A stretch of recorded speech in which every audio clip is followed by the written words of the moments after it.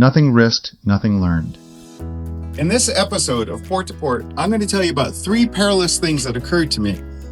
Boating isn't always fun. Sometimes it's adventurous. That's why we call it Dutch Boat Adventures. This is episode 10 of the Port to Port series, where I race my new-to-me boat, the Elling E4, around the UK via the Caledonian Canal. I've never done anything this adventurous before. It's a lot, but why not? I've learned this the hard way. When you stick your neck out there, you might get chopped. If you risk nothing, you get nothing. I also learned to be super careful to avoid catastrophic failures and think I'm doing an adequate job. 2 of those close call moments happened in Scotland on June 7th and 8th. The third happened the other day back in Seattle. 2 of the events were beyond my control, or so I like to believe. The other was my fault, but I'll let you be the judge. If you're new here, welcome aboard. My name is Josh. I'm an American pleasure boat captain with 2 Dutch boats on 2 continents. And this channel is about exactly what the name says, Dutch Boat Adventures. In episode 9, we made our way from Inverness through Loch Ness and tied up in Fort Augustus. That's where we are now. I'm learning that Fort Augustus was established for one reason, control. In the early 1700s, the British government built a fort here as part of a wider effort to secure the Scottish Highlands after repeated Jacobite uprisings. The Jacobites were supporters of the exiled Stuart monarchy.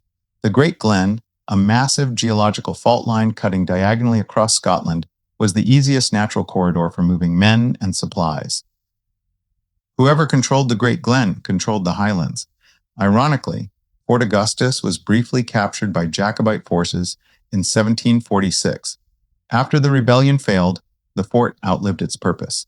The military presence faded, the site became an abbey, and eventually a village. Fort Augustus is a sleepy little town of about 600 people. Quiet, pretty, a little touristy, but gentle about it, especially in the morning, and running right through the middle of it is the Caledonian Canal. Leaving Fort Augustus means committing to a flight of 5 consecutive locks. Each lock takes time and coordination. The whole sequence can easily take over an hour. Once clear of the locks, the canal narrows and the world gets quieter almost immediately. From Fort Augustus to Laggan is only 10 miles, but will take several hours to get there. The route follows the Great Glen corridor. It's green, rural, and sparse, hills and sheep and fields and stone, no real towns, just movement through landscape.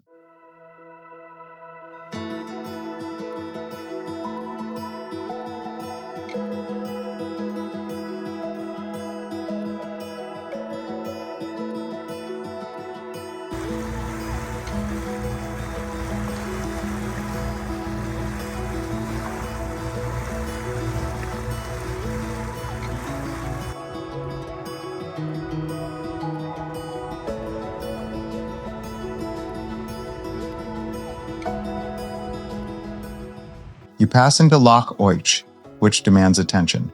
The course isn't complicated, but it's not forgiving either. You have to stay on your charts, drift too far, and you'll run aground.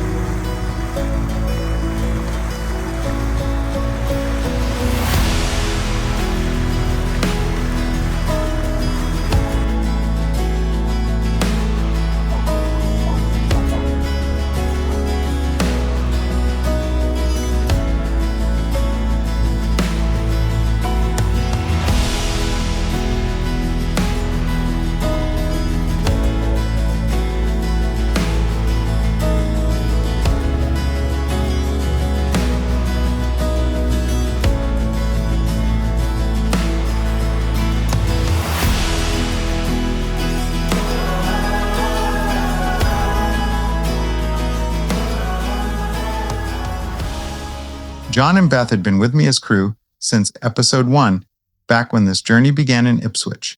We went from Ipswich to Southampton, then worked our way back up the East Coast on the North Sea. Between our boats, we've logged thousands of miles together. Their experience mattered, and they were monumentally helpful. We arrived at Laggan at 2 p.m. and made fast. While we were tied up in Laggan, a long steel barge came in and tied alongside the pontoon in front of us. It was the Fingal of Caledonia. She was built in 1929 in Belgium as a working commercial barge. The hull is riveted steel and was designed for inland waterways. She was later converted for passenger service and now operates exclusively on the Caledonian Canal and Great Glen. The boat is about 39 meters long, carries up to 12 guests. We toured the pilot house and engine room. She is yet another way you can experience the Caledonian Canal without owning a boat.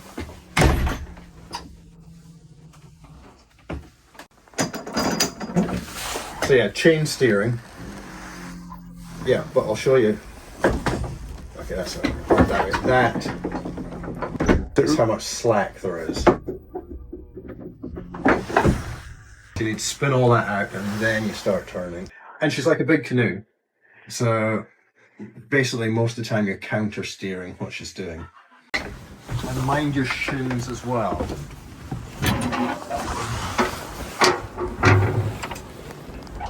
So handles both sides and mind your shins. You'd find these in old trucks and double-decker, old London double-decker buses used to have these. Then obviously we've got the marine gearbox on it, which wouldn't be normal. Right across the pontoon is the Eagle Barge, a floating pub and cafe, tied up along the canal.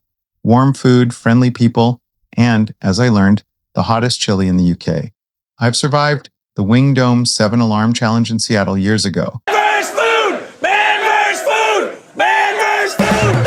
I'm about to come face to face with Seattle's spiciest wings in Wing Dome's 7-alarm challenge. I can already picture myself on the coveted wall of flame. I had the shirt, had my picture on the wall. I like spicy food. So when someone casually mentioned that this was the hottest chili in the UK, my brain said, how hot can UK chili be? The UK is not known for spicy food. I thought black pepper was the spiciest thing they have. How far do you have to be offshore as well? So this is one of the hottest in Britain. It's made with my partner makes his own sauce. It's made with the 4 hottest chilies in the world: the Butch Tea, the Queen Ghost Naga, the Moruga Scorpion and the Carolina Reaper, and he also uses the capsicum from it, so good luck. I thought black pepper was the spiciest thing they have. And that would help a bit as well. Beyond me. Oh my god. I'm a wimp. I got old. Hardly. It's the hottest in Britain. It's hot for Not kidding. So it's the 4 hottest in the world. So it's the Butch Tea, Queen Ghost Naga, Moruga Scorpion and Carolina Reaper. And it uses the capsicum from them as well. Oh, you have that Reaper in it? Yeah. So do you know what the Scoville scale is? Yes. Oh yeah. So the Carolina Reaper is about 2.1 million on the Scoville scale. And that's in there? It is. This is 16.4 million. Because it uses the capsicum. I got 2 bites. It's pretty good. No. This is the chef. I know. I know he came out to watch. Oh, I just made Witness. an excuse to go down to the toilet. Did I get a tango of half hour? We're done. That was mistake number 1. I took 2 bites. That was enough. I conceded quietly and walked back to the boat, hoping dignity would mask what was coming next. I was wrong. John and Beth had gone for a walk. I went to lay down in my cabin to suffer silently, wondering if an ER visit would be in my future. That afternoon, there was supposed to be a flyover by the Royal Air Force aerobatic team, known as the Red Arrows. Then I heard them. A burst of excitement gave me strength. I jumped out of my fetal position and ran up to the back deck to see. I heard the afterburner, but didn't see them.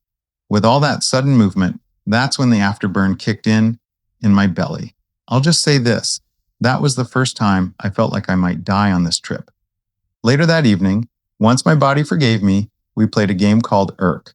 Laughed it off, and by bedtime, I was feeling much better. John and Beth might have given me a hard time for my questionable life choices. The next day was shaping up beautifully to break in the new bikes. Back in Inverness, I had purchased 2 turn-folding bikes for more than 50% off. June 8th was their inaugural ride. Beth walked to the farmhouse kitchen. John and I rode. The street was busier than expected, and the cars all seemed to be in a big hurry. One car passed close enough that I felt the wind rush past me, enough to maneuver the bike for me.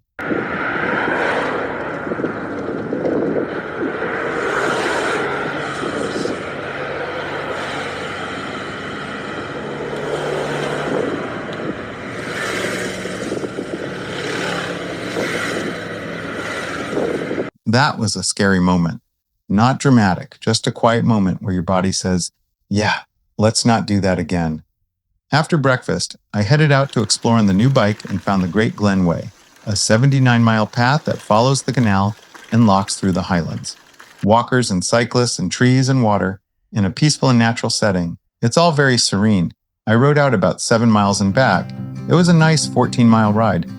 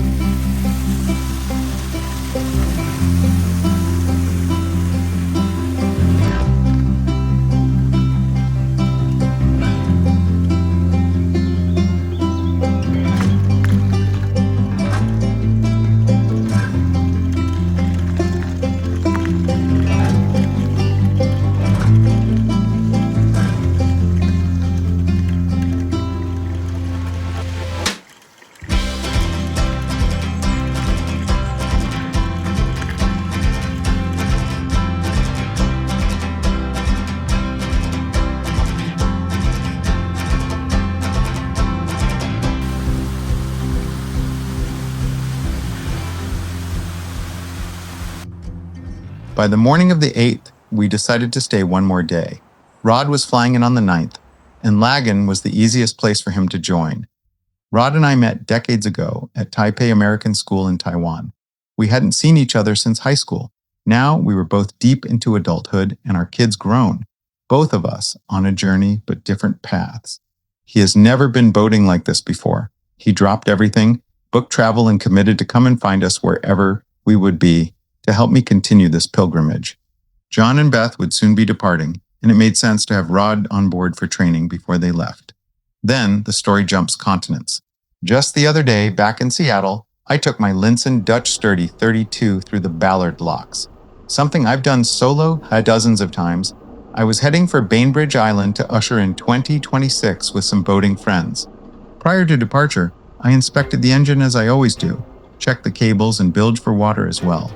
Everything looked fine. When the green light came on, I entered the lock. The attendant asked me to stop. I put the boat in reverse. Instead of slowing, it accelerated forward. I tried again, more reverse, more RPM.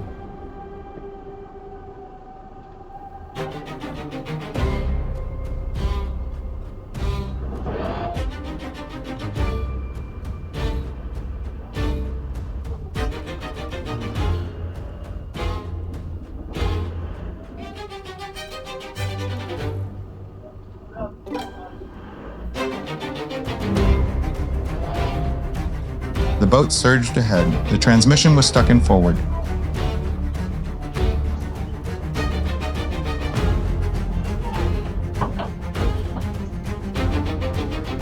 A small connector tied to the transmission cable, unknown to me, was failing internally.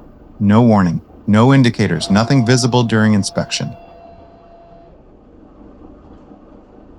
That was the third perilous moment. I surrendered control while the lock attendants did everything they could to slow a 25,000-pound steel boat. Thankfully, no one was hurt. No other boats were involved. The iron lock gates won. My boat is a little battered, but she can be straightened out. Me, on the other hand? Well, that's boating. It's fun until it isn't. Relaxing until it's not. I had a pretty good idea of what the issue was. I dove into the engine room and found the culprit. Somehow, the pin that connected the transmission cable fell out and was sitting on the steel stringer.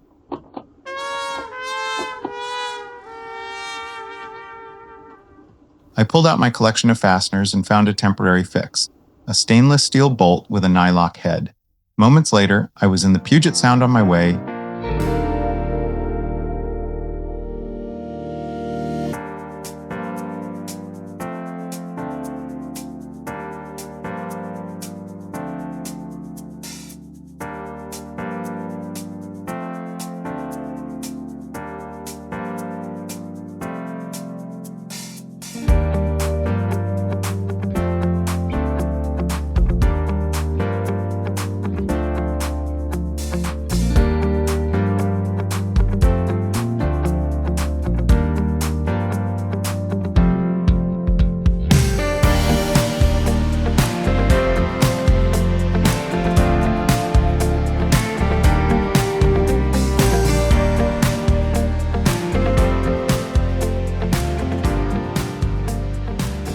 Now, let's travel back to Scotland. Tomorrow, we depart Laggan with Rod on board, heading toward Neptune's staircase. Hello, little vessel. Ready for a ride? Watch closely. More locks, more lessons. No chili. John and Beth will soon catch a train to London, and I'll continue on with my greenhorn friend from high school. What could possibly go wrong? Join us next week. Until then, wishing you and yours a safe and enjoyable 2026.